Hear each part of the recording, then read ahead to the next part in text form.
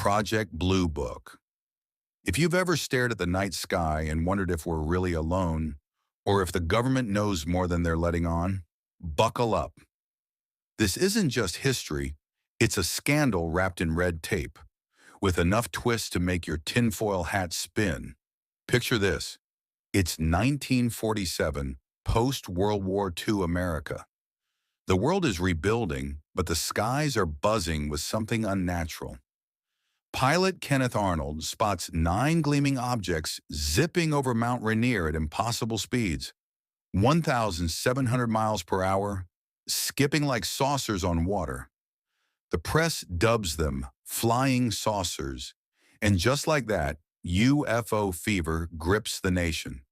Sightings pour in, glowing orbs over farms, metallic discs over factories. The public is hooked, but the military? They're sweating bullets. Enter the U.S. Air Force. Fearing Soviet spies or mass hysteria, they launch Project Sign in 1948, a hush-hush operation to probe these unidentified flying objects. At first, they're open-minded. Reports flood Wright-Patterson Air Force Base in Ohio. A Kentucky pilot chases a glowing red object and vanishes. Radar blips dance over New Mexico ranches. But as the files stack up, paranoia sets in. Is this extraterrestrial tech, enemy aircraft, or just swamp gas and weather balloons? By 1949, Project Sign morphs into Project Grudge, a colder, more skeptical beast. Investigators start debunking everything in sight. A crashed disc in Roswell? Nah, just a spy balloon from Project Mogul. But whispers persist. Missing documents, silenced witnesses. The government swears it's all under control, yet the sightings multiply like rabbits on Red Bull. This is where Project Blue Book steps in 1952, the Air Force's grand finale to UFO hunting. Named after a pilot's logbook, it promises science over sensationalism. But as we'll uncover, what started as a quest for truth became a masterclass in misdirection. Over 17 years, Blue Book would log 12,618 reports, explain away all but 701, and leave a trail of questions that still haunt us. Tonight, we'll peel back the layers, the origins that birthed a monster, the mind-bending cases that defied explanation, the cover-ups that fueled conspiracy fires, and the legacy that's got the Pentagon reopening old wounds even today. If you're new here, hit that subscribe button and ring the bell. We drop classified bombshells every week. Let's unlock the room and the truth. As we step deeper into the classified room, let's rewind to the cradle of chaos. Project Blue Book didn't spring from nowhere. It was forged in the fires of 2 forgotten predecessors, Project Sign and Project Grudge. These were the Air Force's first stabs at taming the UFO beast, and boy, did they set the stage for scandal. It all kicks off in January 1948 with Project Sign. Fresh off the Roswell buzz, that alleged crash saucer scooped up by the Army Air Forces, the brass at the Pentagon is spooked. Captain Edward Ruppelt, a sharp-eyed intel officer, gets tapped to lead. His team pores over reports like detectives on a hot case. One standout, the Mantell incident. On January 7, 1948, Kentucky Air National Guard pilot Captain Thomas Mantell pursues a massive silvery object in his P-51 Mustang. "It's climbing faster than I thought," he radios before his voice cuts out. Mantell's plane spirals into a field, killing him. Blue Book's verdict: he chased a skyhook balloon, a top-secret Navy gadget testing high-altitude surveillance. But skeptics cry foul. Why no mention of the balloon in pre-flight briefings? And why did witnesses describe something metallic and controlled? Sign's early days are electric with possibility. An internal estimate of the situation report, leaked years later, boldly suggests some UFOs might be interplanetary. The higher-ups freak.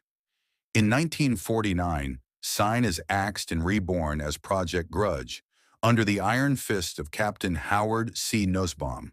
The mission? Debunk, dismiss, deny.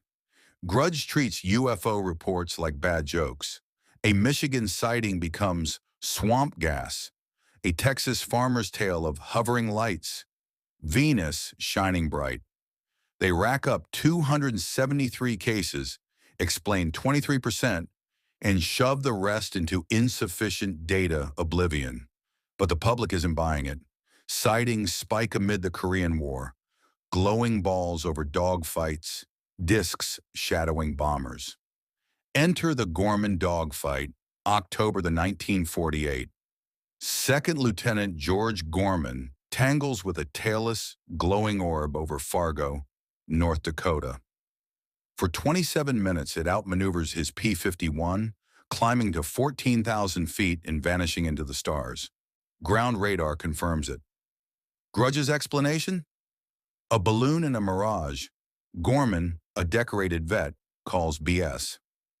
By 1951, with reports hitting 1,000 a year, the Air Force can't ignore the heat.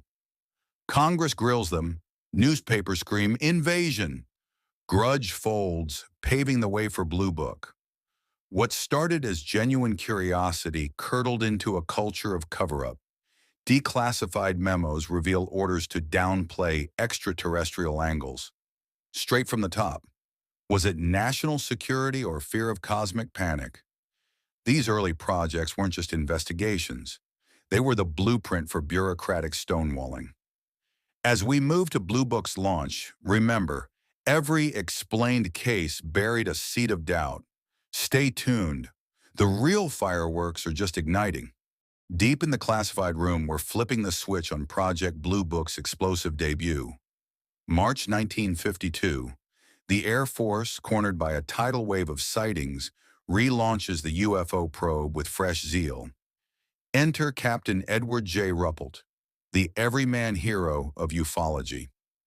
At 31, this Wisconsin farm boy turned intel whiz takes the helm, coining the term UFO to ditch the saucer stigma and sound scientific.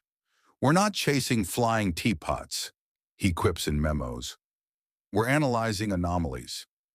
Headquartered at Wright-Patterson, that sprawling Ohio fortress rumored to house alien autopsies, Blue Book assembles a dream team: astronomers, engineers, psychologists. Ruppel standardizes reports with detailed questionnaires. What did you see? Where? When?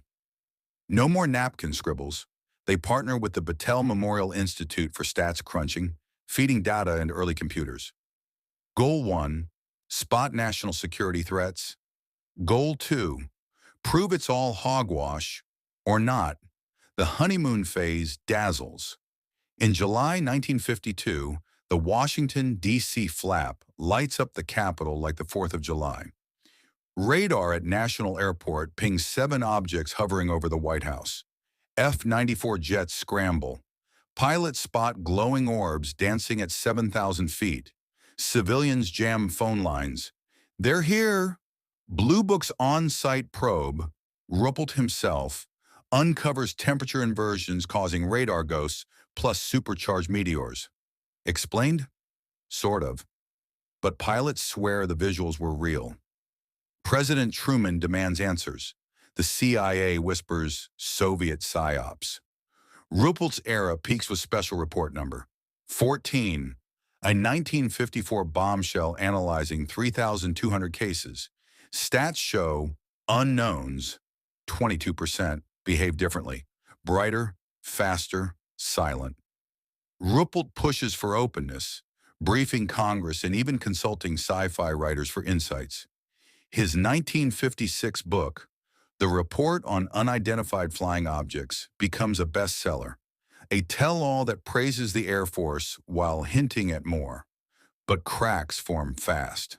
By 1953, Ruppelt's out, reassigned amid politics. Successors like Lieutenant Colonel Roy E. Boggs tighten the leash. Methods evolve, from door-to-door witness hunts to desk-bound dismissals. Photography? analyzed in labs, radar tracks, cross-checked with weather data. Yet, as cases mount, 701 unexplained by the end, the tone sours.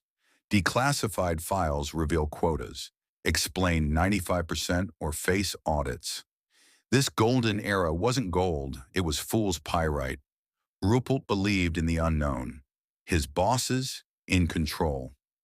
As we head into the heart of the madness, those cases that broke the mold, ask yourself, was Blue Book hunting UFOs or hunting excuses? The room's getting hotter. Now, folks, we're storming the archives in the classified room. Project Blue Book's files aren't dusty relics. They're powder kegs of the unexplained. Over 12,000 reports, but a handful scorch the team's nerves. Let's crack open the case files on the big ones. Sightings so wild they fueled decades of debate. First up, the 1952 Washington merry-go-round, aka the DC Flap. July 19th to 26th, Andrews Air Force Base radars light up like a Christmas tree. 8 objects, orange orbs, cigar shapes, loiter over restricted airspace, air traffic control vectors and F-94 Starfires. Pilots lock on only for targets to zip away at Mach speeds. One controller. They're making monkeys of us.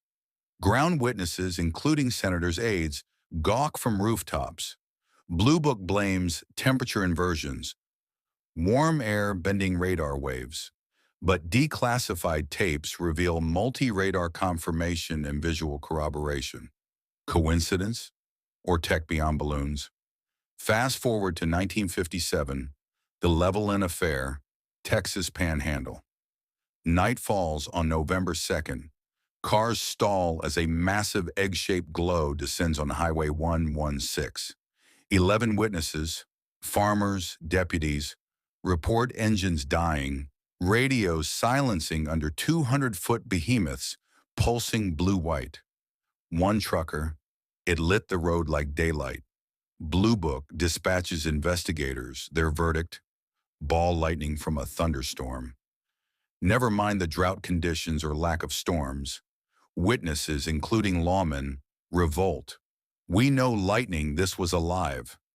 Files note electromagnetic interference patterns matching no known weather. Cover-up scent? Thick. Then, the granddaddy of landings. Socorro, New Mexico, April 24th, 1964. Patrolman Lonnie Zamora chases a speeding roar to the desert. There, a white-suited figure beside a flaming egg craft, 15 feet tall, etched with red insignia. It lifts silently, scorching bushes and bolts. Zamora, no UFO nut, IDs the symbol to J. Allen Hynek, Blue Book's science advisor, who calls it the best documented close encounter yet. Hynek pushes for traces, burn marks, fused soil. Blue Book, inverted jet exhaust from a student prank. Zamora sues for defamation. The case goes quiet. Declassified photos show the site. No hoax scars. Don't sleep on the 1966 Portage County pursuit, Ohio. Dawn, April the 17th. Deputy Lawrence Pulaski and partner Dale Spar chase a glowing top-shaped object for 85 miles into Pennsylvania. It hovers 50 feet up, spotlighting their cruiser. Radio. It's huge, football field size. State troopers join. It outruns them at 100 miles per hour. Blue Book's Hector Quintanilla arrives, Venus in a buckeye bush. Witnesses, hardened cops, laugh bitterly. Files admit radar pings but blame satellites. Hynek, fuming in memos, dubs it preposterous. And the Lubbock Lights, 1951, pre-Blue Book but folded in. August nights, V formations of 20-plus glowing pearls streak over Texas Tech. Professor witnesses photograph them. Spectral analysis shows unearthly hues. Blue Book tags plover birds reflecting lights. But migration patterns? Off by months. Stats from Special Report 14 flag these as high strangeness unknowns. These cases aren't anomalies, they're patterns. silent propulsion, EM effects, intelligent maneuvers. Blue Book's 701 unidentifieds, 5.6%, share traits. Proximity to nukes, military bases, Declassified Belender Memo, 1969. Unexplained UFOs could still threaten security outside Blue Book. Yet explanations pile on like alibis at a crime scene. Were they probing our defenses, testing our resolve? Or, as critics howl, buried to protect the sky's biggest secret? In this room, we don't swallow the blue pills. These files scream for scrutiny. Coming up, the dirty tricks that turned inquiry into illusion. Shh. In the classified room, walls have ears and files have black bars. Project Blue Book wasn't just a study. It was a scandal factory riddled with controversies that reek of orchestrated denial. Let's shine a light on the shadows. Enter the Robertson Panel, December 1953. CIA bigwigs convene 5 scientists, no UFO experts among them, to assess the situation. In 3 days, they review 23 Blue Book cases and drop a bombshell. UFOs pose no threat, but belief in them does. Recommendation? Debunk aggressively, leak stories to Hollywood, monitor flying saucer clubs like the CIA's own watch list. Ruppelt, in Declassified notes, laments, science sacrifice for psyops. Result? Sightings plummet or go underground. Critics pile on. J. Allen Hynek, Blue Book's reluctant brainiac, starts as a debunker. Swamp gas becomes his infamous albatross, but flips by 1966. In congressional testimony, he blasts incompetence, not conspiracy, but the effect's the same. Unexplained rates crash from 20% to under 1% via reclassification magic. Possible becomes probable, data fudged. The 1965 Midwest wave, 5,000 plus reports of descending lights. Blue Book blames Jupiter. Witnesses, pilots, astronomers, they riot. The Condon Committee, 1966 to 68. University of Colorado's $325,000 Air Force-funded probe, led by physicist Edward Condon, who quips UFOs are nonsense pre-study. It cherry-picks 59 cases, ignores the rest. Conclusion: no value in further research. Leaked memos show bias. Staffers mock believers. Data manipulated. Hynek resigns in protest. Blue Book shutters December 17, 1969, amid Vietnam costs, but whispers of ongoing black programs linger. Declassified gems fuel the fire. Missing files, 1960s nuke site incursions vanished. Belender memo admits unexplains bypass Blue Book for security channels. Even Roswell ties in, no Blue Book docs, but 1994 GAO Hunt finds shredded interoffice slips from the 50s. Cover-up? The Air Force shrugs. Routine purge. Was it malice or mundanity? Cold War jitters birthed a beast that devoured truth to calm the herd. Hynek's close encounter scale? Born from Blue Book frustration, NICAP, the civilian watchdog, sues for records, wins in 1975, unleashing the flood. But questions burn. Why surveil ufologists? Why quash the 22% distinct unknowns from Battel's report? This isn't paranoia, it's pattern. Blue Book taught us the biggest scandals hide in plain sight, explained away until they can't be. As we near the end, the room echoes with what-ifs. As the classified room dims its lights on Project Blue Book, we confront the finale, a closure that wasn't, a declassification that teases. December 1969, amid Apollo triumphs, Blue Book folds. Official line, no threats, no ETS, just 94% explainables. Files crate up at Maxwell AFB, Gathering dust till 1975's FOIA deluge. The National Archives now holds 94 microfilm rolls, 12,618 tales, 701 enigmas. Free for the digging, witness names blurred. Legacy, a double-edged sword. It debunked hysteria, but birthed modern ufology. Hynek found CUFOS. Books, films, Close Encounters nods to Blue Book. Explode. The 2019 History Channel series dramatizes Ruppelt's grit. Yet scandals simmer. 1995 Air Force Roswell report admits dummies for 1950s tests, echoing crash cover stories.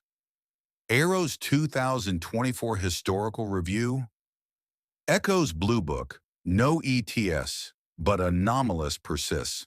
Today, with Navy pilots chasing Tic Tacs, Blue Book feels prophetic. Those 701 unknowns, many near silos as if scouting our nukes. Declassified Bolender. Reports continue sans fanfare. Is the room still classified?